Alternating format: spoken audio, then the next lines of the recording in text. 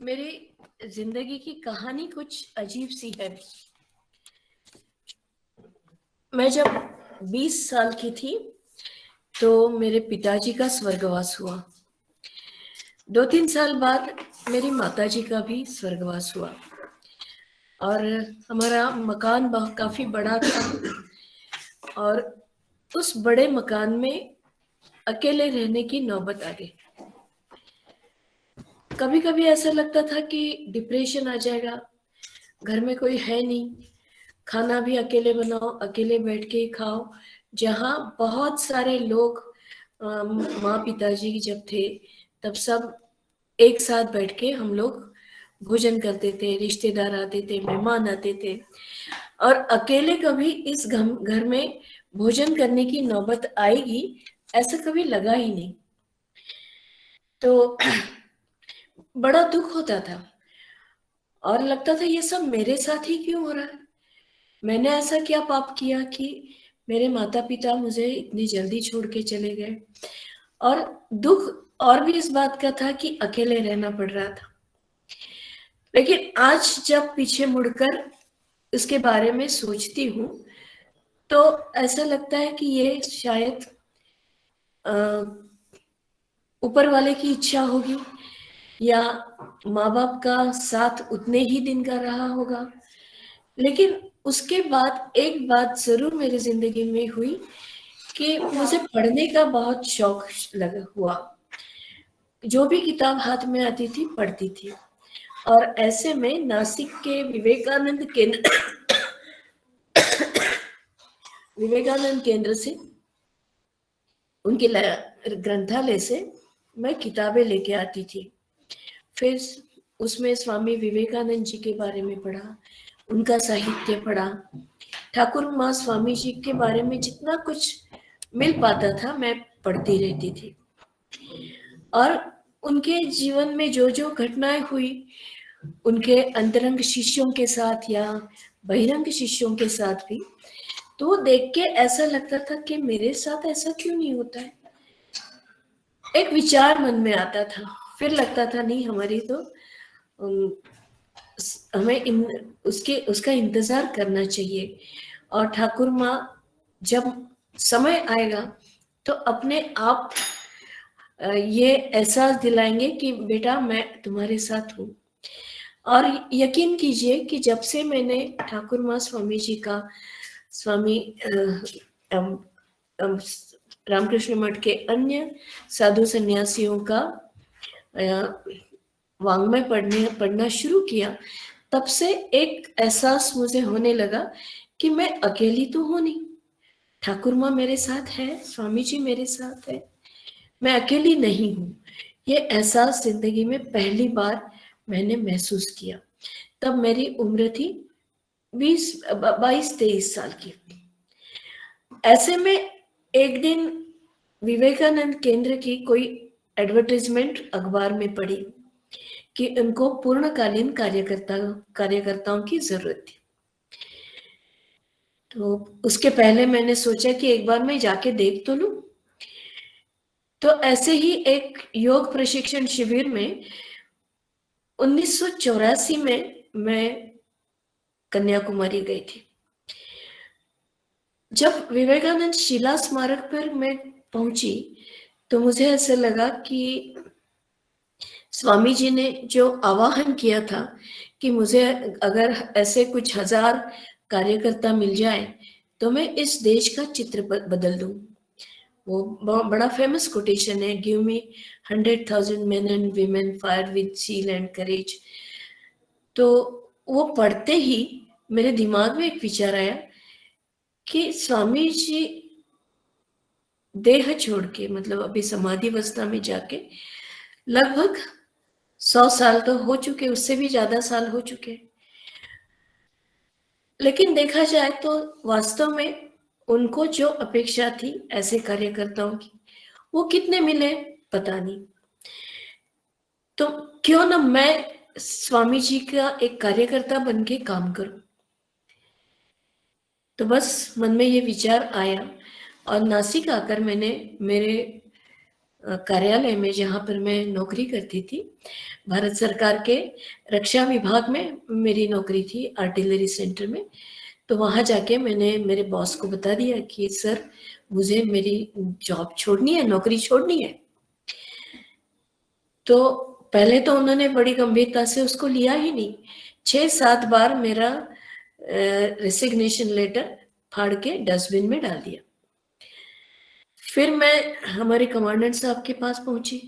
मैंने कहा देखो सर, मैं सीरियसली रेसिग्नेशन दे रही हूँ, लेकिन मेरे जो इमीडिएट बॉस है वो तो इस चीज को समझ नहीं रहे।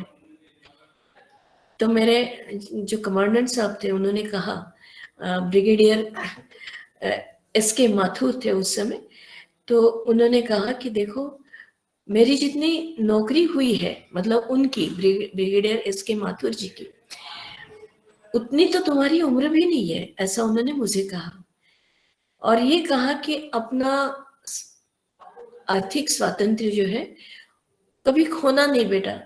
मैं तुम्हें अनुमति देता अगर तुम्हारे माँ बाप जिंदा होते, लेकिन अब तुम्हारे माँ बाप अगर जिंदा नहीं है तो तुम्हें मैं तो अनुमति नहीं दे सकता हूँ, लेकिन तुम्हारी इच्छा है तो 5 साल के लिए मैं तुम्हें बिना तनख्वाह की छुट्टी दे सकता हूँ।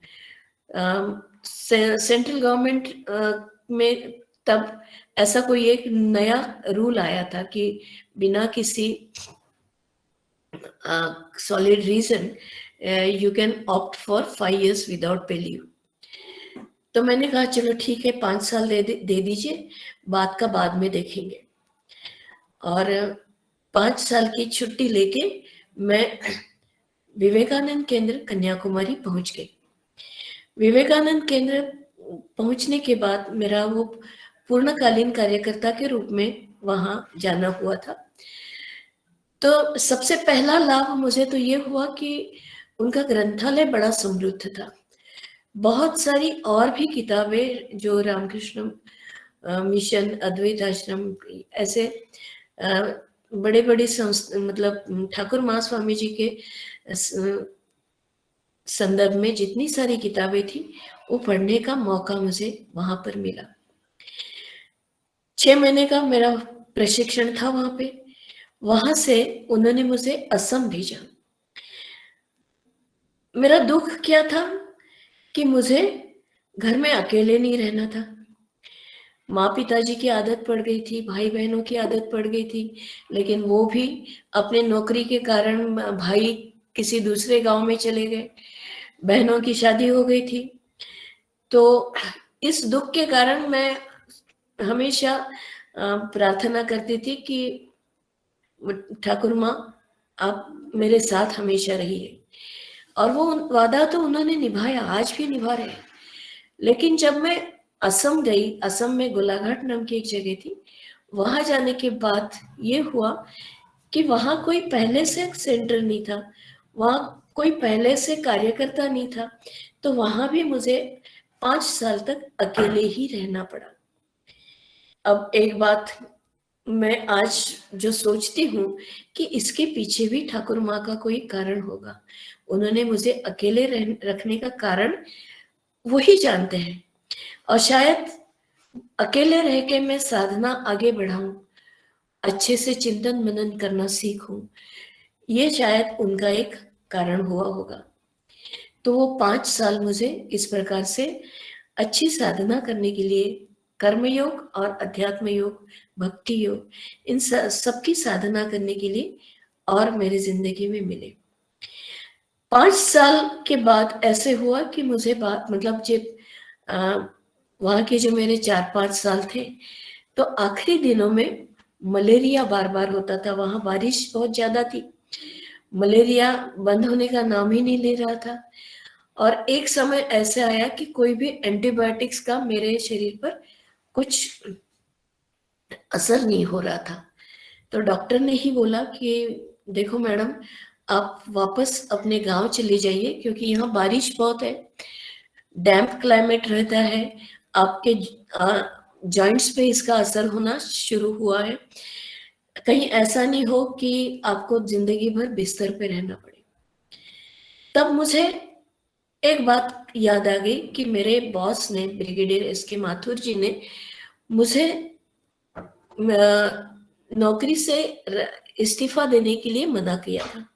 उन्होंने हालांकि उसे स्वीकार नहीं किया था। तो आज लगता है कि वो भी गुरु कृपा थी कि उन्होंने मना करना, और 5 साल बाद मेरे तबीयत के कारण मुझे वापस जाना पड़ा, और मेरी जो नौकरी थी 5 साल के बाद मैंने पुनः चालू की। फिर घर में अकेली ही थी, लेकिन अब वो अकेलेपन नहीं लगता था। अब लगता था कि हर कमरे में माँ ठाकुर स्वामी जी बैठे हैं।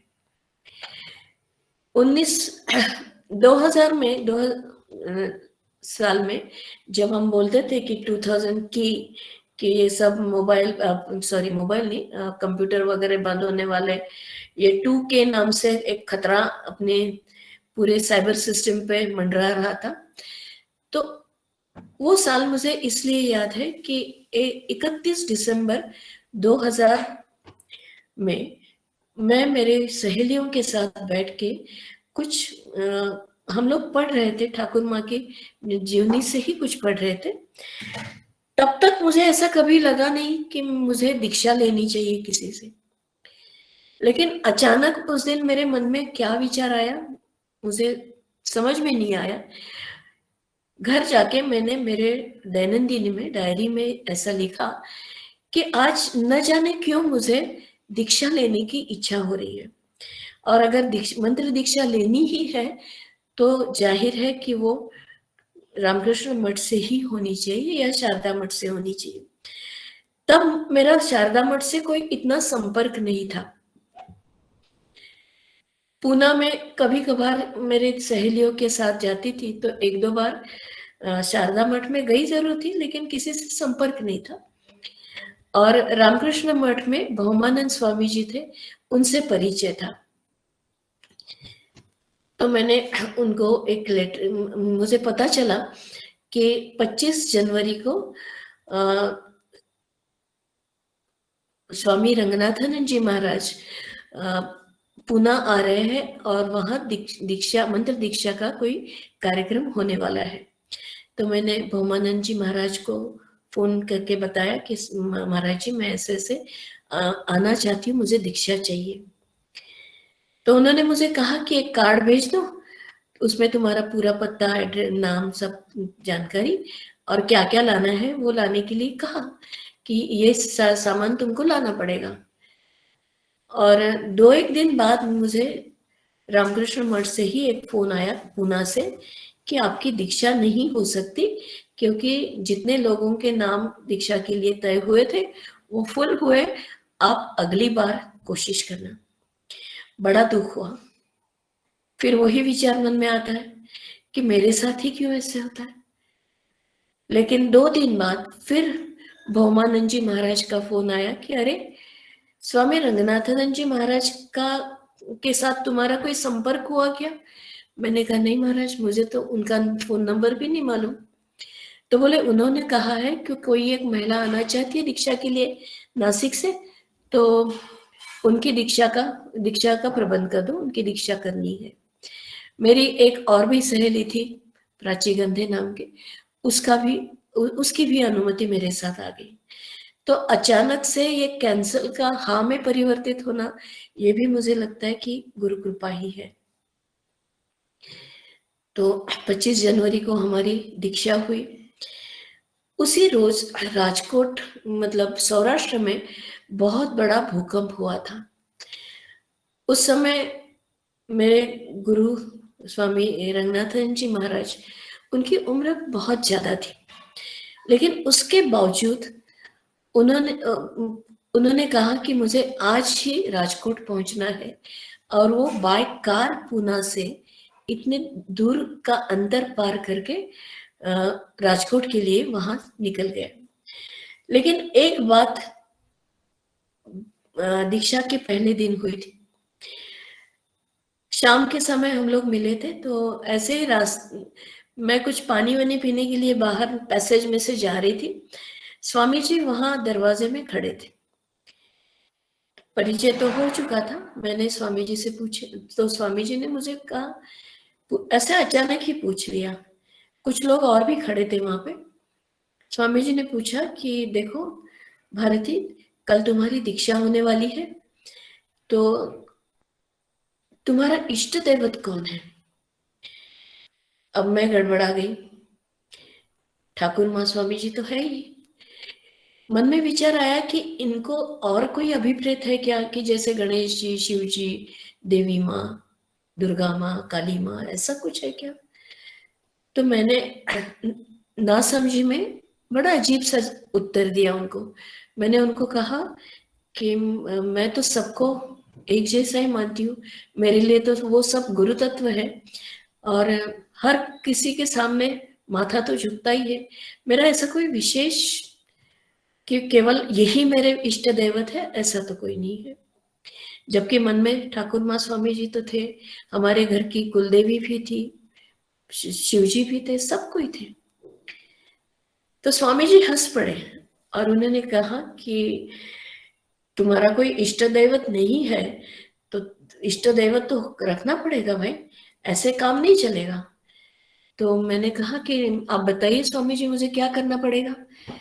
तो स्वामी जी हंसने लगे। उन्होंने कहा कि देखो बेटा, कल तुम्हारी मंत्र दीक्षा होने वाली है, और कल से राष्ट्र ही तुम्हारा इष्ट देवत होगा। देखो बहुत बड़ी बात कही उन्होंने, कि कल से अपना देश, अपना हिंदुस्तान ही तुम्हारा इष्ट देवत होगा। तुम्हारे इस इष्ट देवत की सेवा तुम्हें करनी है, शिव भावे जीव सेवा के माध्यम से, गरीबों की सेवा के माध्यम से तुम्हें इस इष्ट देवत की सेवा करनी, पूजा करनी है। मेरे मन का बोझ एकदम हल्का हो गया। दूसरे दिन हमारी दीक्षा हो भी चुकी थी। स्वामी जी राजकोट के लिए वहां से निकल पड़े, मैं नासिक आ गई। दीक्षा होने के पश्चात साधना, मतलब मंत्र जाप जो था, थोड़ा बहुत होता रहता था। कभी फुर्सत नहीं मिली तो 2-4 ही माला जप की माला करी, कभी ज्यादा करी, कभी कम करी, लेकिन उसमें कोई सातत्य नहीं था। कभी बुरा भी लगता था।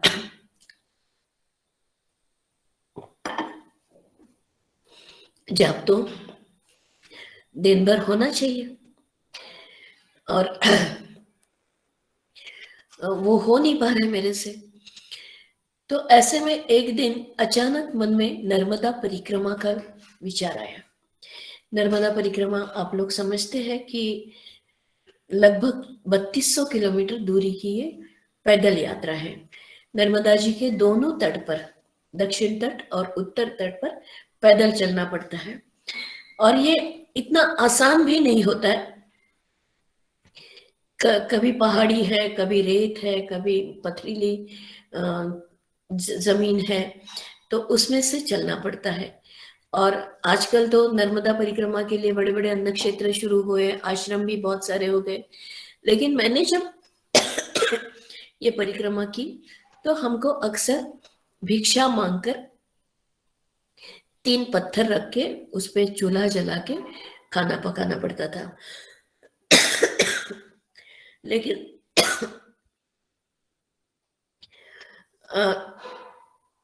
ऐसा तो हम कर ही रहे थे।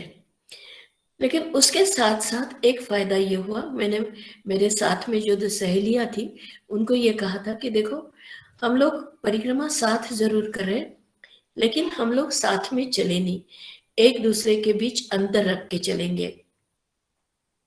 तो चलते चलते ये बात हुई कि अपने आप मौन का अनुभव, बाह्य मौन शुरू हुआ, लेकिन अंदर के अंदर जाप चलता रहता था। मंत्र जाप जो भी जैसे भी चलते थे। एक समय ऐसे आया परिक्रमा में कि अगर कहीं रुक भी गए तो अंदर वो जाप चलता ही रहता था। मैं किसी से बात भी करूं तो भी ये महसूस करती थी कि अंदर वो जाप चल रहा है। कभी कभी ऐसा लगता था कि मेरी की गति पर उसकी भी गति चल रही है, कि मैं सांस ले रही हूँ, सांस छोड़ रही, तो उस गति पर मेरा मंत्र जाप चल रहा है और लगातार ये कंटिन्यूअस चलता ही रहता था। रात को सोते समय भी बिना किसी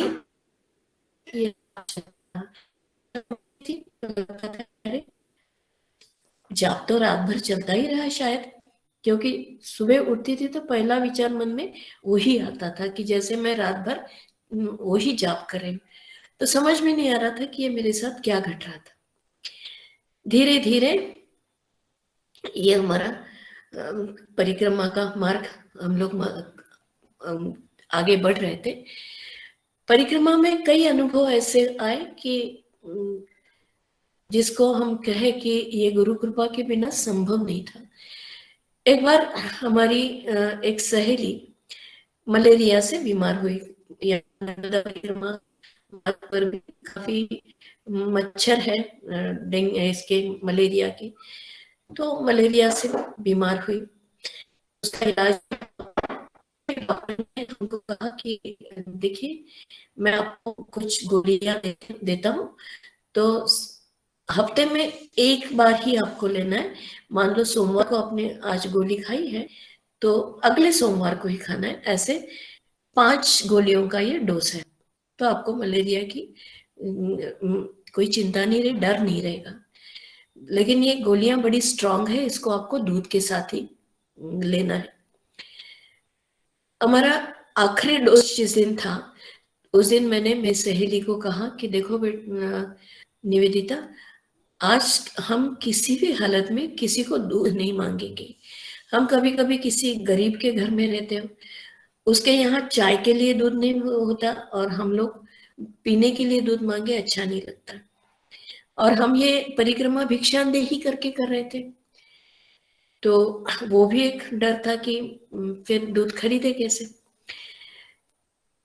तो उसने कहा हाँ कोई बात नहीं, आज हम किसी से दूध नहीं मांगेंगे, भोजन ही अच्छा कर लेंगे तो कोई समस्या नहीं आएगी।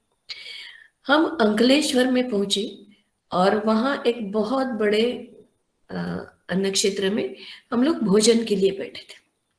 लगभग 400 450 लोग थे और भोजन शुरू हो गया। तो वहां के जो स्वामी जी थे, महंत गंगाधर दास, तो उन्होंने उनके एक शिष्य को बोला कि ये जो 2 महिलाएं बैठी हैं उनके थाली के पास 2 कटोरियां भर के दूध रख दो। तो बात तो छोटी सी है, लेकिन ये ऐसे ही नहीं घटी थी। तो उस सेवक ने हमारे दोनों की थाली के सामने दूध ला के रख दिया, बड़ी कटोरी थी। हमने दूध पी लिया और मैंने निवेदिता को, जो मेरे साथ परिक्रमा में थी, उसको कहा कि तुमने क्यों बता दिया उनको हमको दूध चाहिए करके। तो बोले अरे मैं तो ये तुमको पूछने वाली थी कि तुमने क्यों मांगा। मैंने कहा मैंने भी नहीं मांगा, तुमने भी नहीं मांगा। तो उन्होंने 400 450 लोगों के पंगत में केवल हम दोनों को दूध कैसे दिया। चलो भोजन के पश्चात जाके उनको पूछते हैं। हम उनके पास गए तो वो हंसने लग गए। तो बोले मुझे भी समझ में नहीं आया कि ऐसा क्यों हुआ, लेकिन देखो मैंने आज तक किसी को ऐसे दूध दिया नहीं था। आज पहली बार भोजन करते समय मैंने किसी को दूध दिया है। तो चलो ये मेरी बात, मतलब मुझे लगा कि ये कहीं तो गुरु कृपा हम पर है। हमारी परिक्रमा ऐसे करते करते पूरी हो गई। ये तो एक छोटा सा अनुभव था कि मुझे लगा कि कुछ तो इसके पीछे ठाकुर माँ स्वामी जी की सोच है कि मेरे बच्चों को दूध के बिना अगर ये दवाई पी ले तो उनको तकलीफ नहीं होनी चाहिए, क्योंकि वो दवाई बहुत स्ट्रांग थी। परिक्रमा के दौरान ही मेरे मन में एक विचार आया कि मुझे अब नौकरी छोड़नी चाहिए। नौकरी छोड़ के यहाँ नर्मदा जी के किनारे जो गरीब बच्चे हैं उनको पढ़ाना चाहिए। मेरी उम्र थी उस समय 50 साल। अब एक बात सोचिए, 50 52 साल थी। एक बात सोचिए कि एक कोई महिला महाराष्ट्र से मध्य प्रदेश में, जहाँ किसी से परिचय नहीं है ज़्यादा, ऐसे जगह पर आ रही है और बच्चों को पढ़ाने की बात कर रही है। तो मैंने हमारे परिक्रमा के दौरान जिनसे परिचय हुआ था, उनको विशेष कोई परिचय नहीं था, एक ही बार मिले थे। उनको फ़ोन लगा के बता दिया था कि आप मेरे लिए किराए का कोई एक मकान ढूँढ लीजिए। फिर मैं वहाँ से नासिक से नौकरी छोड़ के एक छोटी सी सूटकेस में 2-3 साड़ियाँ और ओढ़ने बिछाने के लिए एक चादर और एक रज़ाई, इतना सब रख के मैं मंडलेश्वर चली आई। हमारे उस परिचित ने मेरे लिए कमरा किराए से लेके रखा था। तो अकेली हूँ, अकेली महिला किसी अनजान जगह अगर आ रही है अपना घर-बार छोड़ के, तो लोगों के मन में बड़े सवाल उठने लगते हैं कि ये महिला यहाँ क्यों आई? अगर बच्चों को ही पढ़ाना है, गरीब बच्चों को ही पढ़ाना है, तो उसको अपना गाँव नहीं था क्या? नासिक में कोई गरीब बच्चे नहीं है क्या? ये यहाँ पे क्यों आई? तो स्वाभाविक थे ये सारे सवाल, लेकिन किसी ने मुझे ज़्यादा परेशान नहीं किया।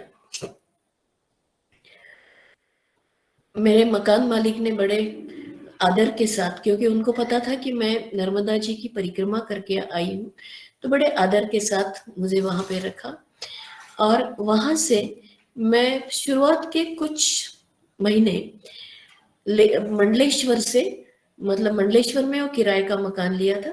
मंडलेश्वर में लेपा नामक गाँव में लगभग 8 किलोमीटर सुबह पैदल आती थी और 8 किलोमीटर दोपहर 12 साढ़े 12 बजे फिर वापस पैदल जाती थी। अब संयोग ये हुआ कि यहाँ पर एक जो डैम बन रहा है, महेश्वर हाइडल पावर प्रोजेक्ट, उनके जो वाइस प्रेसिडेंट थे कंस्ट्रक्शन कंपनी के, एसीडब्ल्यू कंपनी के, प्रभाकर खोचे जी, उनसे मेरा परिचय हुआ था। तो मैंने उनको कहा कि ऐसे-ऐसे मैं अभी वहाँ पढ़ाने जा रही हूँ। तो संयोग से उन्होंने मेरा परिचय एस कुमार, मतलब ये महेश्वर हाइडल पावर प्रोजेक्ट के श्री गांगुली जी से करवाया, वहाँ के वो प्रेसिडेंट थे या सीईओ थे कहेंगे। संयोग ये हुआ कि उनकी पढ़ाई रामकृष्ण मठ की ही किसी एक स्कूल में हुई थी और उनके माँ के गुरु और मेरे गुरु एक ही थे, स्वामी रंगनाथानंद जी महाराज। अब ये भी देखो कितना बड़ा अजीब संयोग है। मुझे मंडलेश्वर में जिन्होंने बेटी के जैसे रखा, वे प्रभाकर खोचे जी स्वामी वीरेश्वरानंद जी के अनुग्रहित थे। तो ये भी एक बड़ा संयोग था और ये सब लोग मेरे आसपास होना, इनका मेरे आसपास होना, मुझे हर चीज में सपोर्ट करना, ये गुरु कृपा के बिना संभव नहीं है। लेकिन गांगुली साहब जो इस महेश्वर हाइडल पावर प्रोजेक्ट के सीईओ थे, जनरल मैनेजर थे, कुछ दिन बाद उन्होंने नौकरी छोड़ दी और वो कहीं दिल्ली साइड चले गए। खोचे साहब ने भी कुछ दिन बाद प्रकृति अस्वास्थ्य के कारण नौकरी का त्याग पत्र दिया, क्योंकि उस समय उनकी उम्र लगभग 82-85 साल की थी। तो वो भी अपने बेटी के पास चले गए। लेकिन एक बड़ा अजीब अनुभव मुझे इस लेपा गांव में हुआ। वहाँ के किसी एक नागा साधु ने 23 जनवरी 2012 को अचानक हमारे स्कूल में आके मुझे कहा कि देखो बेटा, पिछले 3 साल से मैं तुम्हें यहाँ बच्चों के लिए काम करते हुए देख रहा हूँ। जब मैंने लेपा में काम करना शुरू किया तो पहले दिन केवल 14 बच्चे थे और 1.5 महीने में लगभग 132 से भी ज्यादा बच्चे हो गए थे। 3 साल तक हमारा ये काम वहाँ चलता रहा, पूरा लेपा गांव में। और बाद में ये जो साधु बाबा थे, उन्होंने आके मुझे कहा कि तुम 3 साल से जो काम कर रही हो, 2009 में मैंने लेपा गांव में काम शुरू किया था और 2012 में ये साधु बाबा ने आके उनके एक नए बनाए हुए आश्रम की चाबियां और डॉक्यूमेंट्स मेरे हाथ में रखे और कहा कि देखो बेटा, मैं बहुत खुश हूं तुम्हारे इस कार्य से।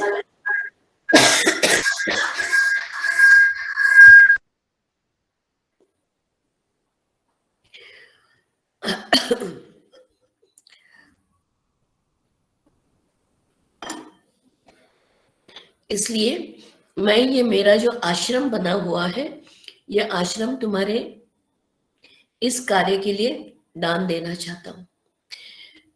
मैं बड़ी आश्चर्यचकित हो गई कि ऐसे बिना पहचान के कोई कैसे अपनी जमीन किसी को दान दे सकता है।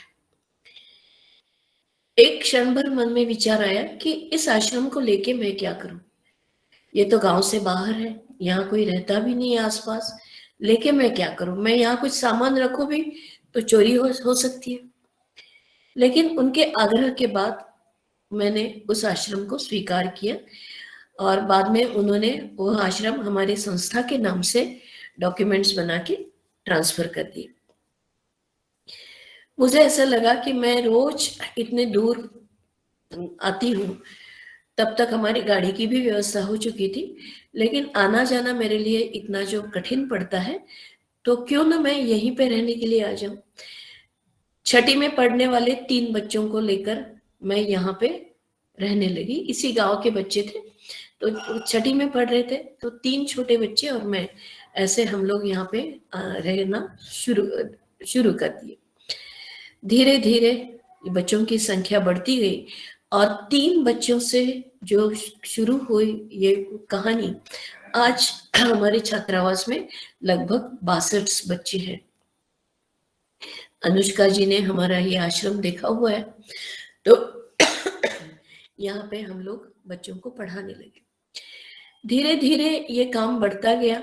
जैसे लेपा गांव में मैं नर्मदालय चलाती थी, गरीब बच्चों को निःशुल्क पढ़ाती थी, धीरे धीरे ये काम दूसरे गांव में भी फैलने लगा और 2017 मार्च तक 15 गांवों में हमारे 1700 से भी अधिक बच्चों के साथ ये काम चलता था। तो लोगों की काफी मदद मिलती थी और सबसे बड़ी बात थी कि इस कार्यक्रम के लिए, ये जो हम बच्चों को पढ़ाते थे या मैं बच्चों को लेकर यहाँ रहती थी, तो इसके लिए आज तक हमने कोई सरकारी अनुदान नहीं लिया। ये लोगों के निस्वार्थ भाव से ही हमारे तक पहुंचा है। जो निस्वार्थ दान लोगों ने किया है, उस दान के बलबूते ही ये अभी चल रहा है। इसके अलावा फिर भट्याण नामक एक स्थान है, नर्मदा जी के किनारे ही है, तो वहां पर वहाँ की ग्राम पंचायत ने बच्चों को अगर आप निःशुल्क पढ़ाएंगे, स्कूल खोलेंगे, तो हम आपको जगह देते हैं, ऐसा कह के लगभग 4,500-5,000 स्क्वायर फीट की जमीन हमारी संस्था के नाम कर दी। वहां भी आज लगभग 70-80 बच्चे निःशुल्क शिक्षा का लाभ ले रहे हैं और वहां और यहाँ लेपा पुनर्वास में बच्चों को निःशुल्क भोजन भी कराया जाता है। तीसरा एक स्कूल जो खुला, वो सामने वाले तट पर छोटी खरगोन पे, वहां एक कोई रिटायर्ड शिक्षक थे। कोई मेरी जान पहचान नहीं थी। अचानक मेरे मकान मालिक के साथ हमारे पास पहुंचे और उन्होंने कहा कि मेरी ये जो प्रॉपर्टी है मैडम, मैं आपको ही दान देना चाहता हूँ, मैं और किसी को देना नहीं चाहता हूँ, क्योंकि उसका उपयोग लोग ठीक नहीं करेंगे। उनकी वहाँ 5वीं तक स्कूल थी गरीब बच्चों के लिए, आज वो स्कूल 8वीं तक है और वो पूरी प्रॉपर्टी उन्होंने हमारी संस्था को दान दी है। मुझे ऐसा लगता है कि ठाकुर माँ, स्वामी जी, इन तीनों के मन में ये इच्छा थी कि नर्मदा जी के किनारे कुछ सेवा कार्य यहाँ पर हो और उसके लिए मैं निमित्त मात्र बनूं।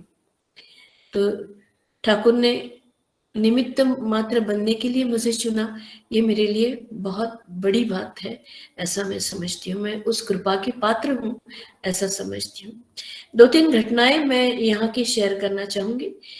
हमारे यहाँ भवन निर्माण का काम चल रहा था और अचानक पैसे की बहुत तंगी आई और समस्या ये होती है कि अगर पैसे नहीं जुटाए तो काम करने वाले जो ठेकेदार लोग हैं वो ज़्यादा दिन तक टिकते नहीं है।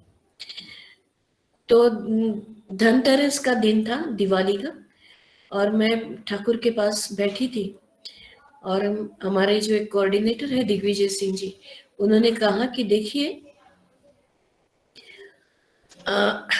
दीदी, अगर दो एक दिन में दो चार रोज में अगर हम पैसे की व्यवस्था नहीं कर पाते तो ठेकेदार बोल रहा है कि मैं छोड़ के जा रहा हूँ, क्योंकि आप पैसे नहीं देंगे तो मैं मजदूरों को पैसे कैसे दूंगा। तो इसलिए हमने सोचा कि क्या करें। मैं सोच रही थी, मेरे निजी फिक्स डिपॉजिट जो थे वो सब नासिक में थे, तो तुरंत जाके उसको तोड़ के उस पैसे से कुछ करवाऊं तो वो भी संभव नहीं था, क्योंकि केवल दूसरा दिन ही बाकी था कि जिस दिन बैंक खुली रहने वाली थी, और मुझे अगर नासिक पहुंचना है तो इतने जल्दी पहुंचना संभव नहीं था। तो क्या करें मैं सोच रही थी, ठाकुर के सामने बैठी थी और अचानक मैंने ठाकुर जी को कह दिया, मजाक में बोला मैंने कि देखिए, आपको अगर मजा आ रहा है मुझे ऐसा परेशान करने में, या मैं तो कोई बात नहीं, मैं आप मजे ले लीजिए, लेकिन अगर मजदूर भूखे रहते दिवाली के समय तो इसमें मेरी तो कोई गलती नहीं है। अब क्या आपको अच्छा लगेगा कि मजदूर दिवाली के समय भूखे रहे, उनके बच्चे भूखे रहे? फिर ये शिव भावे जीव सेवा कैसे कह पाएंगे हम? तो ऐसे मैंने थोड़ा सा मजाक में ही स्वामी जी को कहा, ठाकुर को कहा, ठाकुर को भी और माँ को भी। और थोड़ी देर में मेरा मोबाइल बजने लगा। मैंने उठ के देखा तो मेरी एक सहेली का फोन था। उसने कहा कि देखो, अभी मेरे पास वासंती नामक मेरी दूसरी एक सहेली का, मतलब उसकी सहेली का फोन आया, जिसको मैं बिल्कुल नहीं जानती थी। तो मैंने कहा क्या उसका फोन आया तो तुम मुझे क्यों बता रही हो? उसने कहा कि मैं इसलिए तुमको तुरंत फोन लगा रही हूँ, अभी 2 मिनट पहले ही उसका फोन आया। उसने कहा कि वो 3 लाख रुपए अपनी संस्था के भवन निर्माण में दान देना चाहती है। तो मुझे तो रोना आने लग गया कि ठाकुर, मैंने तो सुना था कि आप कृपालु है, दयालु है, लेकिन मैं मुझ जैसे एक छोटे से शिष्य की बात आप इतने जल्दी सुन लेते, ये तो मेरे लिए असंभव बात थी। लेकिन आपका धन्यवाद करूं भी तो किस शब्दों में करूं? और दूसरे दिन सुबह 10-11 बजे के लगभग हमारे अकाउंट में पैसे आ चुके थे। और दूसरे दिन लक्ष्मी पूजन नहीं था, बीच में कोई एक खंडित दिन था, तो इसलिए बैंक खुली थी, मजदूरों को, ठेकेदार को पैसे मिल गए और हमारा ये काम आगे बढ़ा। दूसरी एक घटना अभी 2-3 महीने पहले सितंबर की है। हमारे संस्था में किसी ने गाय खरीदने के लिए, गिर प्रजाति की गाय खरीदने के लिए कुछ दान दिया था। तो गिर गाय हमारे यहाँ आसपास कोई अच्छी मिल नहीं रही थी। हमने किसी एक दलाल को भी पैसे दिए कि भाई तुम देखो, बताओ कि कर सकते हो क्या। तो दलाल ने पैसे तो ले रखे, लेकिन 1.5-2 महीने के बाद पैसे वापस कर दिए, कहा कि नहीं, कोई अच्छी गाय नहीं मिल रही। फिर मुझे किसी ने कहा कि आप राजकोट जूनागढ़ साइड जाएंगे तो वहां अच्छी गाय मिलती है। मुझे लगा अच्छी बात है कि चलो जाते हैं। मैंने राजकोट आश्रम में जगन्नाथ महाराज जी हैं, उनको फोन लगाया और कहा कि महाराज, मैं ऐसे ऐसे वहां गाय खरीदने के लिए आना चाहती हूँ, तो क्या आपके मठ के जो भक्त लोग हैं उनमें से कोई मेरी सहायता करेगा? तो उन्होंने कहा बिल्कुल करेंगे, 2 भक्तों को मैं साथ में देता हूँ आपके, वो आपके साथ जाएंगे, आप गाय खरीद लीजिएगा, आप आइए, तब जब भी आपको फुर्सत है आइए। तो मैं और हमारे 2-3 कार्यकर्ता, हम लोग राजकोट की जाने के लिए निकले 6 सितंबर। और दूसरी एक अजीब बात थी उस समय कि लगभग 2 महीने पहले, मतलब जुलाई अगस्त 2021 से मुझे रात दिन सोते समय भी दिन में भी 2 पीतल की बड़ी समैया मेरे आंखों के सामने आती थी। हमारे कोऑर्डिनेटर को मैं पूछती थी, हमने कहाँ देखी रही है समैया, अपने को खरीदनी है ऐसी समई। तो वो कहता था कि दीदी 2 साल हो गए, हम तो किसी के घर गए नहीं अभी तक। नासिक एक बार गए थे तो आपके भांजी के घर गए थे, उनके पास ऐसी समैया नहीं है। दूसरी एक मेरी सहेली के पास गए थे, उनके पास भी ऐसी कोई समई नहीं है। तो ऐसे तो कोई हमने, मुझे भी याद नहीं आ रहा है। तो विषय हम वहीं पे छोड़ देते थे। 6 सितंबर को जब हम इंदौर गए थे, इंदौर में अहिल्या माता का एक उत्सव था। उस उत्सव में मेरा एक छोटा सा भाषण था, मुझे कोई छोटा सा प्रवचन देना था। तो वो कार्यक्रम होने के पश्चात भी मैंने उसे कहा कि क्या हम वो समैया, समय मतलब पीतल के बड़े दीपक लाने के लिए बर्तन बाजार जाए। तो उसने कहा नहीं, हम आने के बाद जाएंगे, अभी देर हो जाएगी, कल हमको सुबह राजकोट के लिए जल्दी निकलना है। हम लोग राजकोट के लिए दूसरे दिन सुबह जल्दी निकल गए, शाम को पहुंचे। वहीं मठ में, हमारे गेस्ट हाउस में विश्राम की व्यवस्था, रुकने की व्यवस्था महाराज जी ने की थी। दूसरे दिन सुबह हम एक गौशाला गए। रामकृष्ण मठ के 2 भक्त भी हमारे साथ थे, तो उनको लेके हम गए। तो थोड़ी थोड़ी बारिश हो रही थी। वहां गौशाला में पूरी गीलापन था। मुझे लगा कि पैर शायद फिसल जाएंगे मेरे, क्योंकि गोबर और गोमूत्र से पूरा चिपचिपा हुआ था। तो मैं बाहर जाके बैठ गई। गौशाला का जो मालिक था वो भी मेरे साथ आके बैठ गया। उसके कुछ सेवक हमारे कार्यकर्ताओं को गाय दिखा रहे थे। और तब वो जो गौशाला का मालिक था वो मुझे बार बार बता रहा था कि हमारी गौशाला के पीछे एक भंगार माल की दुकान है, स्क्रैप की। तो वहां पे 2 मूर्तियां हैं, 3 साल हो गए, 3 साल से वहीं पड़ी है, लेकिन हमारे समझ में नहीं आ रहा है कि वो मूर्ति किसकी है। उसमें जो महिला की मूर्ति है वो शायद राधा की मूर्ति हो सकती है, लेकिन आदमी की मूर्ति है वो किसकी है समझ में नहीं आ रहा है। आप उस मूर्ति को देखेंगे क्या? मुझे जरा भी उत्साह नहीं था उन मूर्तियों को देखने के लिए, क्योंकि समय जाएगा और फिर हम लोगों को 2-3 जगह और भी गाय देखने के लिए जाना था। तो मैंने कहा कि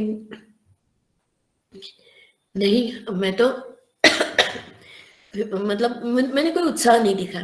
लेकिन जब हम लोग वहां से उठे तो उसने कहा कि माता जी, आप वो मूर्तियों का दर्शन करेंगे क्या? तो जब उसने दर्शन शब्द का उपयोग किया तो मुझे लगा कि हो सकता है किसी भगवान की मूर्ति हो, तो मना नहीं करना चाहिए।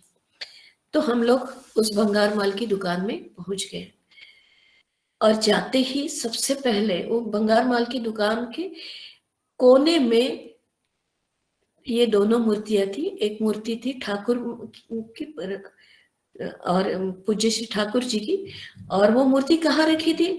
तो पीतल की एक पानी की टंकी को उल्टा करके रखा था, उसके ऊपर ठाकुर जी की मूर्ति रखी थी और माँ की मूर्ति तो जमीन पे पटक के रखी थी। बड़ा दुख हुआ उन दोनों मूर्तियों को उस हालत में देख के। लेकिन सबसे बड़ा आश्चर्य मुझे वो हुआ कि जो पीतल की समैया मैं 2 महीने पहले से रोज उठते जागते देख रही थी, वो दोनों समैया वहां ठाकुर माँ के आसपास में रखी हुई थी। तो मतलब वो मुझे एक इंडिकेशन मिल रहा था 2 महीने से कि ये क्या हुआ, मतलब ये कहाँ है। तो शायद ये वहां हमारे पहुंचने का एक जरिया था। कभी कभी सोचती हूँ कि अगर गाय ही खरीदने के लिए जाना था तो हमारे कार्यकर्ता भी जा सकते थे, मुझे उनके साथ जाने का क्या कारण था? लेकिन हो सकता है कि ठाकुर माँ की जो मूर्तियां मिलनी थी वहां पे, उसके लिए। उस दुकान के मालिक को मैंने पूछा, मेरी आंखें भर आई थी, रो मैं आंख मतलब लगातार बहने लगी मेरी आंखें। मैंने उसको पूछा कि तुमको ये मूर्तियां कहाँ से मिली? उसने कहा कि 3 साल पहले जामनगर बंदरगाह में जहाज से ये मूर्तियां विदेश से आई बंगारवाल के साथ, और तब से ये मूर्तियां यहीं पे पड़ी है। तो मैंने कहा ठीक है, तुम बेचोगे इसे? तो बोले हाँ, मोड़ के भाव में बेच दूंगा। फिर बड़ा दुख हुआ कि ठाकुर की कीमत ये मोड़ के भाव में करता है आदमी। तो उसका वजन किया गया, तो 58 कुछ एक 50 किलो माँ का और 52 किलो ठाकुर की मूर्ति का वजन हुआ। उसको पैसे देके हम लोग निकल गए। जैसे हम निकले तो मन में मेरे एक विचार आ रहा था कि मैंने गाय के लिए पैसे लाए थे, वो तो मैंने बिना संस्था में बिना किसी को पूछे खर्च कर दिए मूर्तियों के ऊपर। और ये मूर्तियां भले ही पीतल की थी लेकिन बिल्कुल काली पड़ी थी, और ये जो समैया थी वो तो हरी हो गई थी, काली और हरी।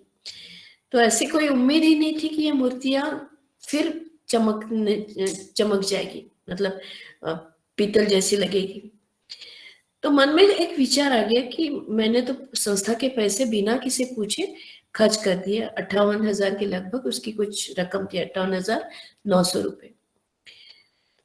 तो दूसरा विचार मन में आया, कोई बात नहीं, मैं मेरे पेंशन के अकाउंट से निजी पैसे से खरीद लूंगी, मैं संस्था से ये पैसे नहीं लूंगी।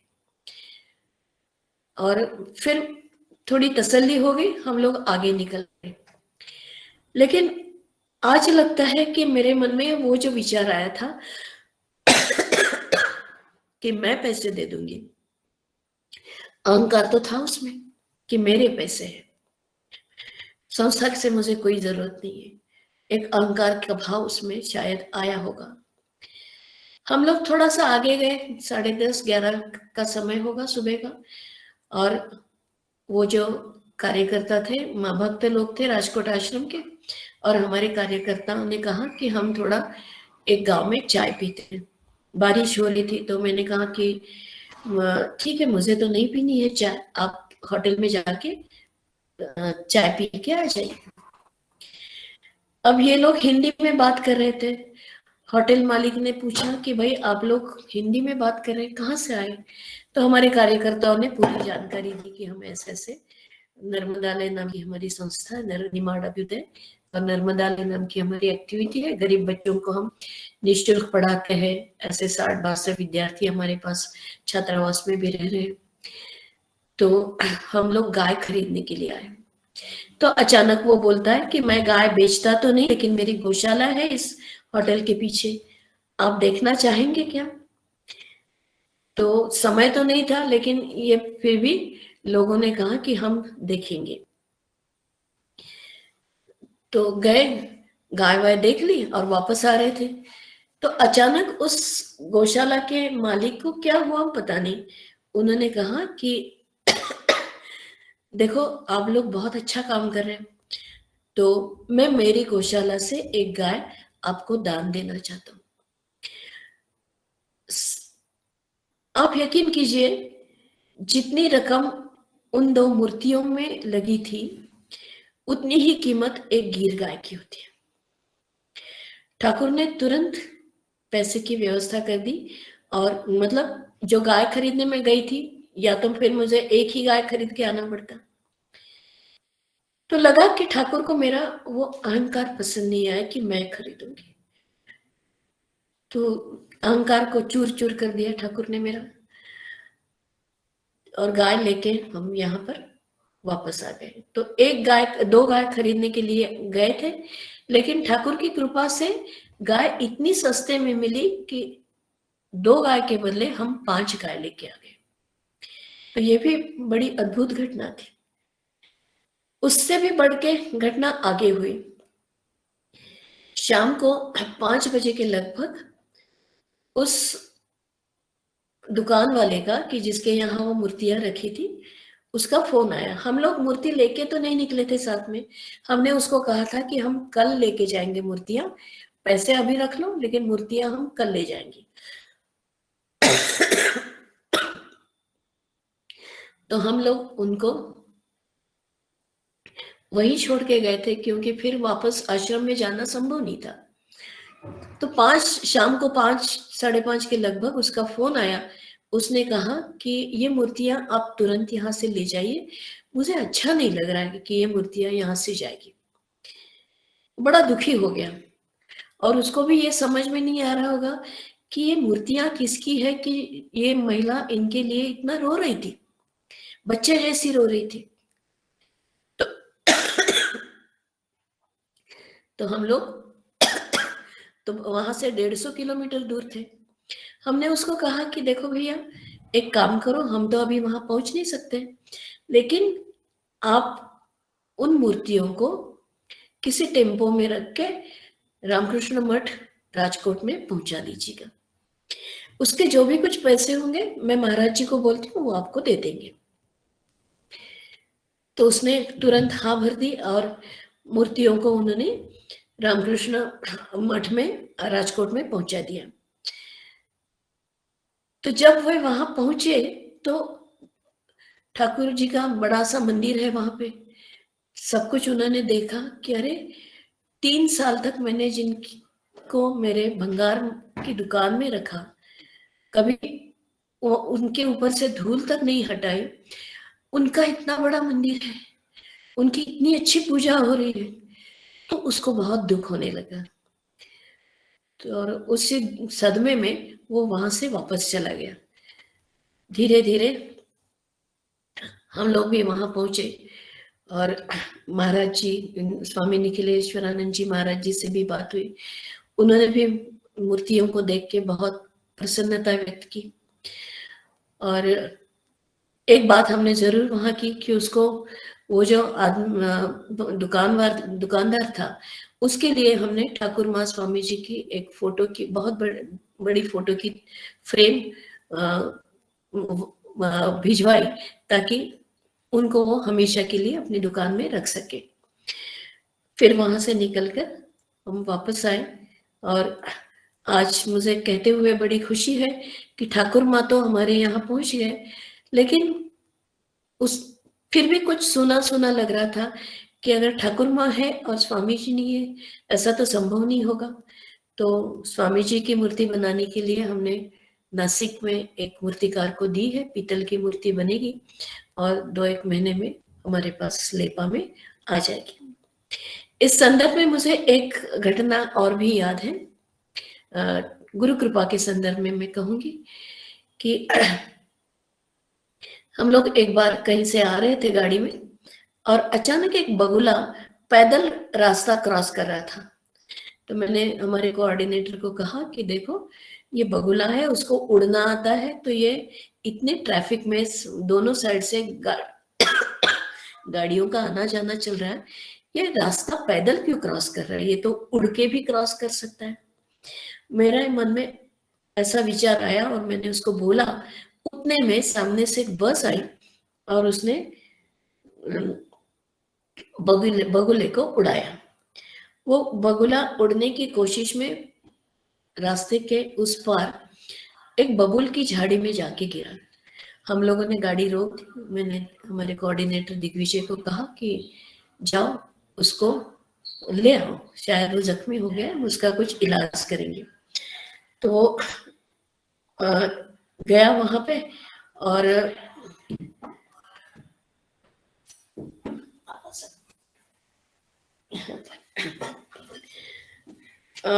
उसने बगुले को उठा के गाड़ी में लाया। गाड़ी में हमारे डैशबोर्ड पर ठाकुर माँ स्वामी जी की एक तस्वीर थी, छोटी सी फोटो थी, प्लास्टिक कोटेड। और वो बगुला जैसे मैं उसको मेरे गोदी में लेकर बैठ गई, तो उतने में उसकी हलचल शुरू हो गई। मुझे लगा कि उसको मेरे गोदी में बैठना अच्छा नहीं लग रहा है, इसलिए मैंने उसको छोड़ दिया। तो जैसे ही मैंने उसको छोड़ा, वो डैशबोर्ड पर चढ़ गया, और उसने बगुले को हाँ, उसने बगुले को छोड़ दिया। डैशबोर्ड पे बगुला चढ़ गया, और उसने ठाकुर माँ स्वामी जी की फोटो को 5 बार परिक्रमा लगाए। फोटो के पीछे तो इतनी छोटी सी जगह थी कि हमारे समझ में नहीं आ रहा था कि ये कैसे संभव हो पाया। ये समयों की भी फोटो डालूंगी। तो ये संभव कैसे हो पाया? तो ये तो कोई उनका पुराना भक्त ही होगा जो इस जन्म में भी उनके दर्शन करना चाहता था। और जैसे हम उस बगुले को लेके घर आए तो एक और आश्चर्य हुआ। जैसे मैं गाड़ी से उतरी तो वो मेरे हाथ से निकल गया और ठाकुर माँ स्वामी जी की जो तस्वीर हमारे प्रार्थना कक्ष में थी, उस प्रार्थना कक्ष में आके वो हमारे सामने आकर, मतलब ठाकुर माँ स्वामी जी के फोटो के सामने आके खड़ा हो गया। और आश्चर्य की बात ये कि पूरी रात वो वहीं पे खड़ा था। वहां एक दीपक रात भर जल रहा था, तो हम लोगों को डर लगता था कि कहीं ये अपने पंखों से उसको गिरा नहीं दे, इसको चोट नहीं लगे। इसलिए मैंने बच्चों को बोला था कि रात भर तुम थोड़ा सा बीच बीच में आके देखा करो कि वो कहाँ उड़ तो नहीं जा रहा। और एक बहुत आश्चर्य की और हमारे लिए बहुत गर्व की बात ये थी कि रात भर वो ठाकुर माँ स्वामी जी के फोटो के सामने ही खड़ा रहा।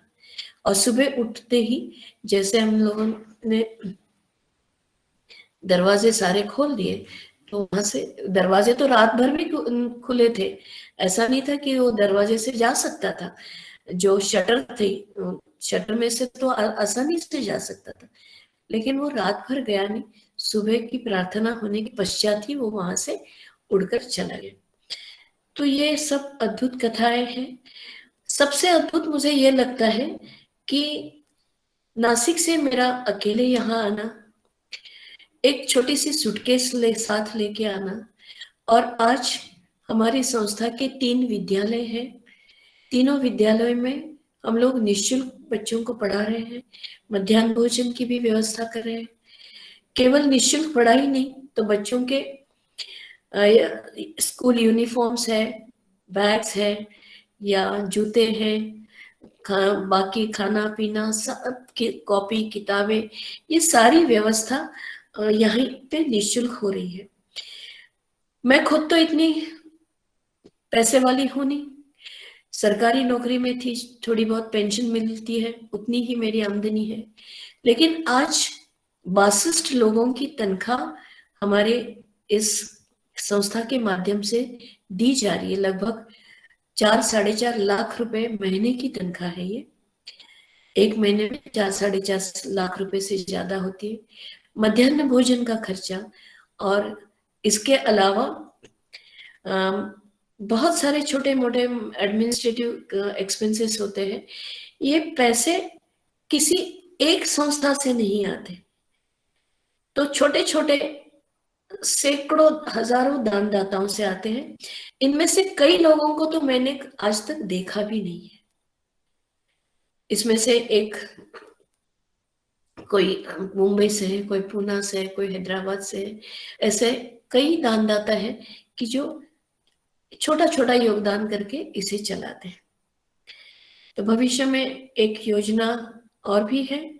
ठाकुर माँ स्वामी जी की इच्छा हो तो ये जो मूर्तियां यहाँ पे आई है, उनके लिए एक स्वतंत्र भवन बने जहां बैठ के बच्चे रोज प्रार्थना कर सके। उस भवन का निर्माण अब ठाकुर माँ स्वामी जी की इच्छा के अनुसार ही होगा। कब होता है, आइए हम सब लोग उसका इंतजार करेंगे। नमस्ते, नर्मदे हर। बहुत अच्छा लगा अनुष्का जी आपके इस कार्यक्रम में आकर आप सबसे बात करने का।